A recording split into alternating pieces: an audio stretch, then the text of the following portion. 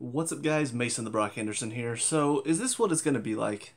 Are we just going to have like one game where we play terribly but we manage to win? The next game we play phenomenally but we only manage to draw, and then the next game we just absolutely go out and embarrass ourselves and play like total just crap and then get embarrassed by some team. I mean, that's the pattern I'm seeing because we had, embarrassing win, good draw, embarrassing loss, embarrassing win.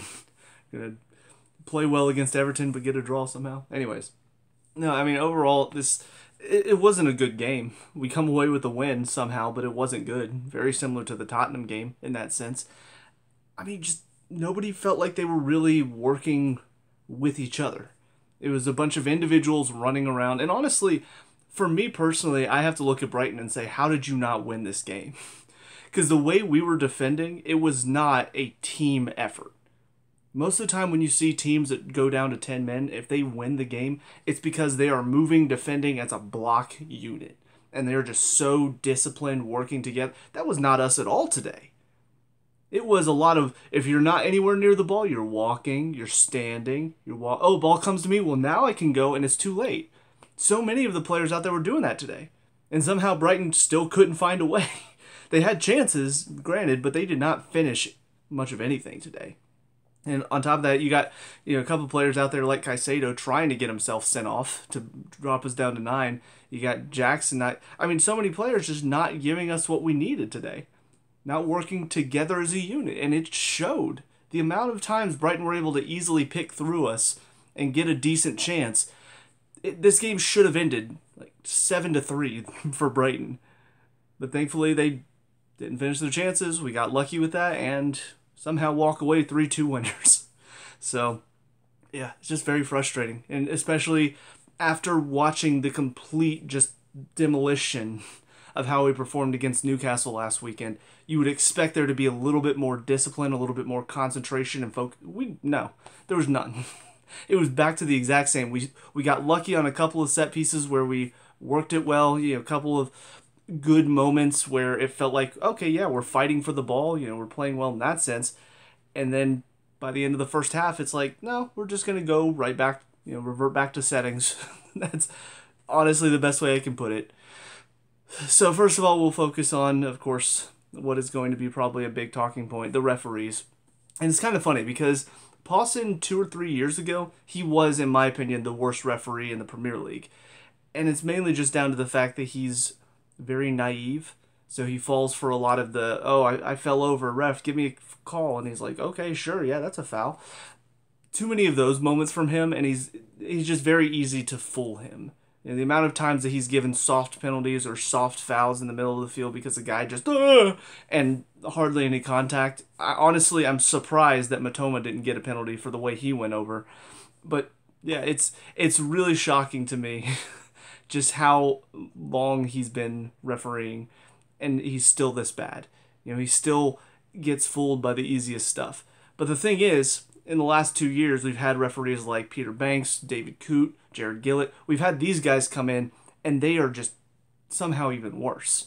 They're so bad because they don't just fall for the simple stuff. They also give calls that change matches, that affects the outcome. Bad penalties or bad red cards.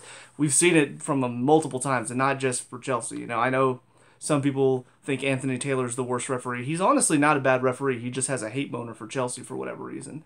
So, as far as quality of refereeing goes, though, you watch Pawson, you watch Coote, you watch Banks, you watch these guys in any other match, they're bad just for any team. It doesn't matter who they're refereeing for, they're going to make some bad decisions.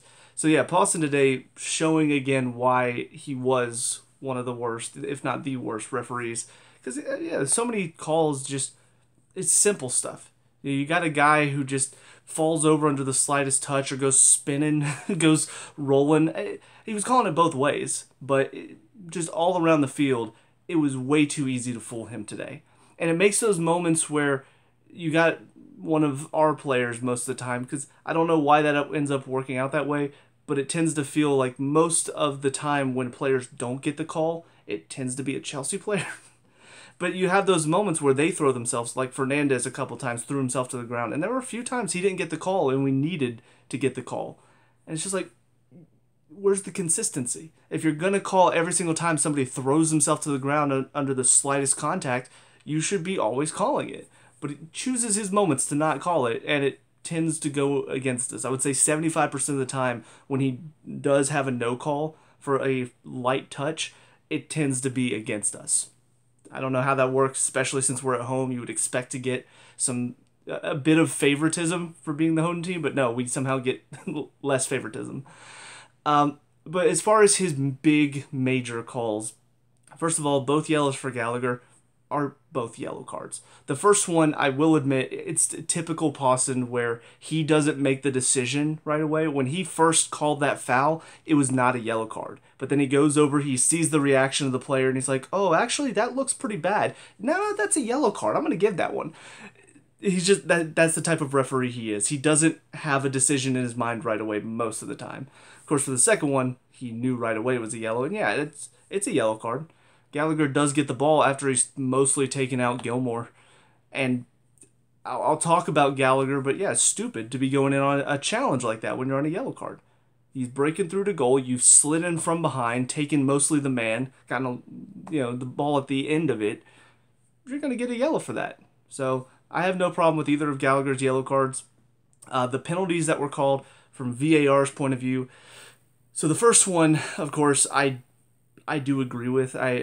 For whatever reason, the commentary and the people in the studio, I don't know why, for some reason, they don't see that Milner has tripped Mudryk. But yeah, it's a trip. It's not him, oh, I'm just planting my foot here to try to block him off. He has stuck his foot out away from his body and clipped Mudryk's back leg as he's about to go sliding in to poke it. There's a good chance he gets to that ball, but Milner's leg blocks him off. It's a trip. And it's just so bizarre to me that they're like, nah, he's just planting his foot. His foot goes there naturally. No, it doesn't. You can see it moves away from his body. It's very bizarre how sometimes the commentary seems to get it exactly on the nose. Or whatever they say, you're like, yeah, I agree 100%. And then sometimes you're wondering if they're getting a different view of things, if they're watching a different match at the same time. Because yeah, it's for me, blatant penalty. Milner clearly trips him. I have no problem. Honestly, Milner is kind of lucky to get away with just a yellow there. Because the whole double jeopardy thing, it's supposed to be you're challenging for the ball. He's not challenging for the ball at all. He's sticking his leg out to block off Mudryk. That's not playing for the ball. There's a chance Mudryk could get to it, so it's a clear and obvious goal-scoring opportunity. I think it could have been a red. He's lucky to have gotten a yellow from it. So I think they got that one right. The second one, the no call on Matoma, again, it's one that Pawson typically falls for because Maatsen does get a touch on his shoulder and then he goes over. That's one that Pawson typically calls, and if he had, VAR wouldn't have overturned it because there's enough contact for them to say, all right, well, it wasn't clear and obvious. And then the one that Pawson gave at the end, which just kind of goes to show, again, his quality as a referee, that it bounces clearly off of Colwell's head, and he's like, that's a handball. But again, he's reacting to the players around him. So he comes in, he sees Colwell's hand is up, he sees the reaction of the player going, hey, it hit his hand. And he's like, oh, well, look at his reaction. It seems genuine, so it's got to be a penalty. But thankfully, VAR steps in, intervenes. I do find it weird that it turned into a drop ball. I guess because he blew the whistle before the ball was out of bounds for a corner. It's the only thing I can think of, but I wasn't paying full attention because I was very confused. The commentators were also very confused because they were talking about, I can't believe he's gone over to the VAR for this to be a penalty. I don't understand. That's clearly not a handball. Why is VAR told? I'm like, you guys are idiots. He clearly pointed to the spot. VAR is telling him it's not a penalty. Pay attention to the game, please. Anyways, so all that being said, yeah, the referees today, they were kind of hit or miss, whether they were good, whether they were bad. But on the base of things, I thought it was pretty just bad all around for both teams. Maybe a slight favoring towards Brighton in a couple of instances. But in the big moments, it felt like they got a majority of them correct, in my opinion. So, going into individuals, though, I mean, Pochettino's lineup, it's kind of hindered based on suspensions, based on injuries still. I don't understand why Gallagher's playing over Palmer, because this definitely feels more like a game for Palmer where we need a bit more consistency. Honestly, Broja for Jackson probably would have been a better starting lineup as well. But your back line is kind of hindered because you've got No Chilwell, no James, no Gusto, no Cucurella. So you're kind of stuck with Colwell on the left and then Disasi on the right, even though we've seen before he doesn't play well at the right back position. But Sanchez in goal, again, just showing we need a keeper in January for sure. Not that he could do anything about those 2 goals, but the amount of times that he just absolutely ruins things for us with his ability on the ball. I still don't understand. You see, we're lacking when it comes to a keeper with any ability on the ball. We're lacking there. Why do we keep doing it? Why don't you change? You know, that's where I get really frustrated sometimes with Pochettino, because it feels like you see, I mean, surely if you watch the tapes, you could see Sanchez with his feet not good. So stop having us play that way, unless they're just doing it without his permission. But I can't imagine that's the case. I imagine that's what he wants him to do. He wants him to build out of the back, use the keeper. Sanchez can't play with his feet. How many more examples do you need? Nearly scored an own goal today because of a bad touch. Several times kicking the ball out of bounds under no pressure. It's gotten too much. It's gotten to the point where it's just too much, too frustrating. We need a keeper in January. We need a keeper. Honestly, again, I'm not a big fan of Kepa, but he can at least play with his feet. So why did we get rid of him if we have a manager who wants a keeper to play with his feet? And there's that disconnect again where it feels like Bowley's on one page and he's just like, here's the type of people I want to bring in. And the manager's like, okay, but that doesn't fit with what I'm trying to do here. So another example of why Bowley's a shit owner. In the back, Disasi, like I said, he's not a right back. And he was kind of hit or miss today. And that's kind of been his time here at Chelsea so far this season. He has moments where he does something really good. He has a great header. He has a great defensive block. You know, does something that's good, and it looks like, okay, maybe he can be a solid defender. But then he has moments where he goes diving in. You know, Matoma skinned him 3 or 4 times. On the ball, he's not great, and you expect the right fullback most of the time to get down the line, because that's what James and that's what Gusto do. They get down overlapping run around Sterling, and that's where Sterling can be a bit more effective if he has help. But Disasi doesn't do that. So it feels like he's not a right back. I know we were hindered today because we didn't really have a whole lot of options, but I mean, at least go for a back 3 and put a wing back in there or something. You know, I wouldn't mind maybe Maatsen as the right wing back, maybe Matos. I don't know. Obviously, we've not seen much of him, but get a right wing back in there and then have Disasi just stay as a defender probably would have been a bit more comfortable at times. But Silva in the middle, I mean, back to his best. He had that obviously glaring error last weekend against Newcastle. I thought today he was probably our best player. Kept us in the game for a large majority of it. Had those blocks, those challenges that he does so well. He reads the game brilliantly. So, yeah, I mean, he's still easily our best player. He, in my opinion, they gave him the captain's armband after Gallagher got sent off. He should be captain because he leads by example. He's not the most vocal leader. He's not the most, like, you don't see him getting in there and, like, pumping people up or anything, but by example, he's our best option for captain. He's got the experience, he's got the knowledge, he's got the composure. He should be captain. I don't understand why he's not. I do understand why he's not, because, oh, well, James wanted it or else he was going to leave. Okay, well then let him leave. Because this is the type of person we need to have as captain. Betty Shield, still a little shaky. I mean, obviously last weekend was probably his worst performance that I've seen from him. And he was one that I was excited to see come back because I thought he looked good last season. But whether it's just a lack of confidence right now or whether he's still not fully fit, he looks very shaky at the moment. He's not quite as composed as we saw last season. So I'm hoping maybe he can grow back into it. If not, we're going to need a better option in the back because it's not good enough to have Disasi, who's kind of hit or miss, and then Badiashile, who maybe will grow back into it, but maybe not. There's too much uncertainty in that back line right now.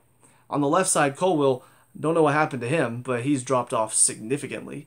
The goal against Tottenham that kicked everything off was from him backing off and essentially just back all the way almost into the 6, and then Kulusevski's just charging in like, okay, well, thank you for this easy goal, and has a shot. The first goal today, Colwell back, guy cuts inside, and it's an easy shot.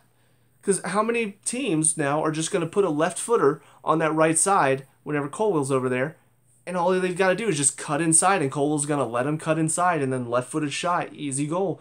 It's too easy. You can't let them cut inside, especially if you know they're left-footed.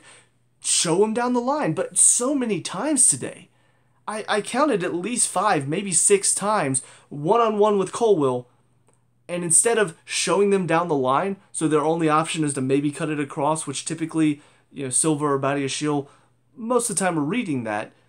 But half the time, over half the time, Colwell is standing, here's the player, here's Colwell, here's the goal. So all he's got to do is just easy cut inside, and Colwell's now running this way alongside him, and most of the time that player's left-footed, and it's an easy just curl it towards the far post. So I don't understand who's not talking to him, who's not telling him, hey, show him down the line. Pochettino, after that Tottenham game, you would think would, hey, show him down the line. Stop letting him inside. But he didn't today. It just constantly inside, inside, inside. And it was too easy for them down that right side. So I don't know what's happened. I don't know if it's a confidence thing. I don't know if teams have figured him out. But he's definitely not showing anything what we were expecting from him at the beginning of the season. It's dropped off significantly for him, to the point where, I know Cucurella obviously has gotten quite a bit better, except for last weekend. But I'm looking at Cucurella, and even Cucurella before he got better, I'm thinking probably offers just about as much as him, maybe a little bit more because of his work rate. So very frustrated there. In the middle, Fernandez, probably the closest to above average out of everybody else outside of Silva, just because, he's still got that bit of cleverness to him. He still works very hard in there. He's not great defensively. He's not great, and there are times that you can see he's not what we need in there to be a defensive block in front of the defense. But what he does on the ball, his cleverness, his ability to move the ball quickly, get it out of tight spaces, he does that very efficiently. So there were several moments where I felt like he was giving us that today, and it was good to see. Caicedo, again, Ugochukwu last weekend showed that he's far below Caicedo's level, but Caicedo again today just had a few moments. I'll give him that. He had a few moments where he looked good, but Gilmore is showing we were idiots to let him go. We spent $100 million on this piece of shit that can hardly play at this level, and they got Gilmore for what? I don't even remember how much. It wasn't that much, but Gilmore's out there skinning Caicedo. He got Gallagher sent off, and we're sitting there. We made this trade basically. You guys got Gilmore, we got Caicedo, and we're the losers by far. Not only do we have a worse player, we way overspent for him. He should have been sent off a couple times. He was already on a yellow for a silly challenge, and then he goes into 2 more silly challenges almost right after that. And I'm just like, what, do you want us to be down to 9? You're hoping your old team wins? Is that what's going on here? And it's just too easy to beat him. He's too weak. He's too slow. Why did we buy him? And the problem is, I don't even know who we go to on the bench. Because I'm looking at the bench going, yeah, we don't really have much in there, do we? So again, Boley just absolutely screwed us in the midfield department because we don't have enough. We do not have enough quality in there to challenge teams, to make it difficult to break us down through the midfield. And Caicedo is a big part of that. So, yeah, another awful game from him. Sterling on the right, not great. I would say he was average. He was bang average. He had a couple moments in the first half. Once we started to get flowing a little bit more, there were some moments where it felt like, okay, he's got his confidence. He's starting to take on players. He's looking a bit more dangerous. So overall, I would say in the first half he looked okay, but second half, yeah, I was fine with him being the first one off because he didn't do much of anything. Mudryk, kind of the opposite. First half I hardly remember much from him, mostly because we weren't really counterattacking. But second half, that's much more Mudryk's strong suit because Brighton were coming on to us being a man down, and that allowed Mudryk to have a lot more time and space to get in behind and cause some trouble. And obviously, he won that penalty. So, yeah, I think overall, it was a tale of two halves for both of them. Sterling in the first half, when we were able to get it down the field and work it down well, and then he had time to take on defenders and take it down the line. I think that suited him a lot more. Second half, once it became a little bit more of a we're going to sit back and counter on him, Mudryk looked a lot more effective. So Gallagher, I'm not going to rant too long about it, but basically my whole feeling about Gallagher right now can be summed up in this. He's supposed to be vice captain, and you're getting yourself sent off the week after our captain got sent off. It's not okay. James's last week, his was just stupid, petulant, selfish, cynical.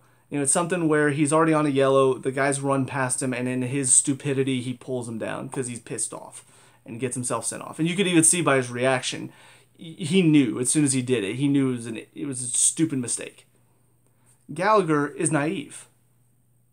Like that challenge is not one where he's done it intending to get sent off, but it's a stupid challenge to go into. When you're on a yellow, you can't keep sliding around the field. You can't do it. And I'm pretty sure he got sent off early on when he first started playing for us last season in a similar way, if I remember right. Because there was just that moment where it's his aggressiveness, it's his intensity, he wants to go win the ball back.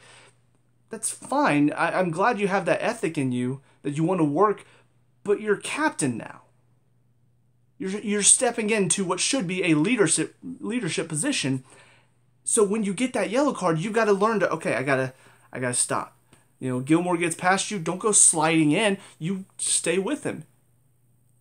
But in his stupidity, in his naivete, he goes sliding in, gets himself sent off, and now we're playing a whole half a man down.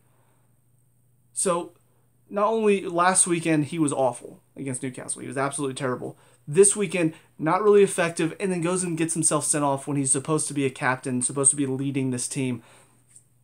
Why do we need him? Again, Palmer would have been much more effective in today's game. He would have been so much more effective. The way we were moving that ball in the first half would have been so much more effective. Getting the ball down the field, having that space. Again, Mudryk still probably would have been not much of a factor, but Sterling playing how he was playing in the first half, if you had Palmer in the middle, making things happen, I think we could have put the game to bed early on. The way the game started to shift in our favor, Brighton started really stepping out a bit more, which gave us more time after we scored the second goal. I thought, if you had Palmer in, I think this could have turned into a 3-0 game in the first half. But instead, you've got Gallagher, and now he puts the team at a huge disadvantage. So, yeah, we need a leader. We need somebody in captain who's going to lead the team, not make mistakes that hurt the team. Because again, you think about the last few captains, very few moments of just stupid, petulant idiocy. And we've seen now 2 captains in the past 2 weeks do something stupid to get themselves sent off. Whether it's cynical or whether it's naive. It's stupidity. And it's mostly because they're young and dumb. I know it's weird for me to say that, being only 29 going on 30, but yeah, they're both, if they're both younger than 25, I'm pretty sure they both are, James and Gallagher. Most of the time you don't really hit that level of maturity until you hit about 25, and even then, some people still aren't quite that mature. But still, you're making your captains under 25, you're going to get a lot of these stupid idiot challenges. So yeah, I'm frustrated with it. I'm hoping, I know it's not going to happen, but I'm hoping Pochettino almost kind of punishes both of them. Says, look, you cost the team in these last 2 matches, both of you. You won't see the captain's armband for a little while. We're gonna move you back from the captain's armband until you can learn to be a leader and help this team and guide them forward. You don't get this. But the problem is, again, especially with somebody like James, they value him so highly that they're going to be like, oh, no, it's okay. We know you made a mistake. Here, you're back. Take this captain's armband. Show us that was a mistake. And then he's going to show it wasn't a mistake. It's who he is as a player. So anyways, rant done. On to Jackson. Another game where he's not effective, mainly because it's not his type of game. Brighton, they weren't necessarily sitting deep, but they weren't leaving a whole ton of space in behind. And so Jackson, unfortunately, just not really that effective against that type of team. And there were several moments too where even on the ball, it's getting to that point where it's a little too much. You know, you're getting too silly with it. You're trying to do stuff that you don't have the ability to do. Just keep it simple. You know, get the ball, make a pass, done, easy. But instead, he gets the ball, he tries a clever little move, gives it away, or somebody's made a great run in behind, and all he has to do is just slip him in. But instead, he tries to do something clever with it, and by the time he has a chance to actually pass it, the run's already done. They're offside. I look at him and I compare him to somebody like Werner, who a lot of fans had issue with because he couldn't finish. Werner, at least, he was a good player. Was he the best finisher? No, obviously. He had a lot of moments where he should have finished and he didn't. Not defending that. However, you look at him as a player working with the team, how he affected the team. The team was better when Werner was in. With Jackson, I feel like anytime he's in, it's not making the team better. It's making them worse. Because we get the ball up to him and he gives it away sillily? I don't know. I'm coming up with words now off the top of my head because I'm just frustrated with it all. As far as the subs that came in, I thought Pochettino was a little, I don't know, silly with his subs. Just because you've got 5 subs to use. We need more legs on the field. We need to get players like Caicedo, who's trying to get sent off. We need to get them off the field. Caicedo stays on and he only uses 3 subs. Why? I know we don't have a whole lot on the bench, but you've got players like Madueke, who've got some legs. You know, Matos, who obviously we don't know much about him, but I'm pretty sure he's a fullback, so maybe another defender on there to help out. But instead we get Palmer, which he should have started.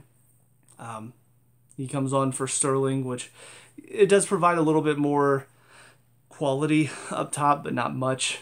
Matson comes on for, I think it was Jackson at the time. I think so. Yeah, Matson comes on for Jackson, and then it basically becomes a back 5 where Sassi slides in, and Matson's now the right back, and then Broja comes on for Mudryk because Mudryk pulled up. Hope it's not actually an injury. Hopefully it's just a feeling tightness. But as far as the 3 subs that came on, I mean, Palmer did what he does well. He was very calm, very consistent on the ball. So there were several moments where we needed somebody to keep a bit of possession, and he does that extremely well. So Matson came on, and he's still a little too young, slow, weak, not up to the physical level of the Premier League.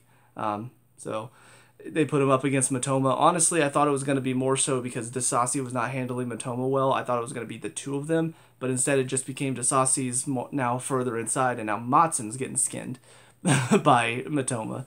So I don't understand that decision. I thought it would be better if the 2 of them were working together on him. And then Broja, we needed something from him, and he just unfortunately didn't give us much of anything.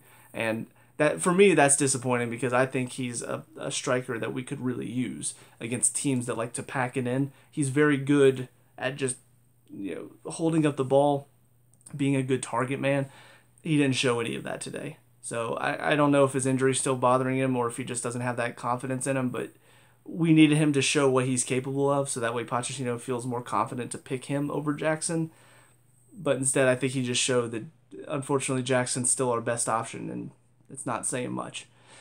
So, yeah, with all that being said, I mean, like I said, it wasn't a good game. I don't know how he came out of there with a win. I really do think Brighton, it just comes down to they didn't finish their chances well. Next weekend, who knows? I said it in the last review. I'll say it again in this one. It doesn't matter what these games show because the next weekend, it's going to be completely different. We're going to have, first of all, probably have completely different players out there because who knows who got injured in this one or who knows who's going to be back next weekend. So we'll probably have a different lineup, and it feels like the form doesn't carry over. We win this one, next weekend we could play like we just lost, So it's gotten to a point where I don't feel comfortable with this team anymore. I don't feel comfortable with the players that we have out there because it feels like we've just got a bunch of young guns who one game they'll turn it on, they'll play well, and then another game they'll play like they did last weekend. And just it feels like all the heads drop and the morality is low.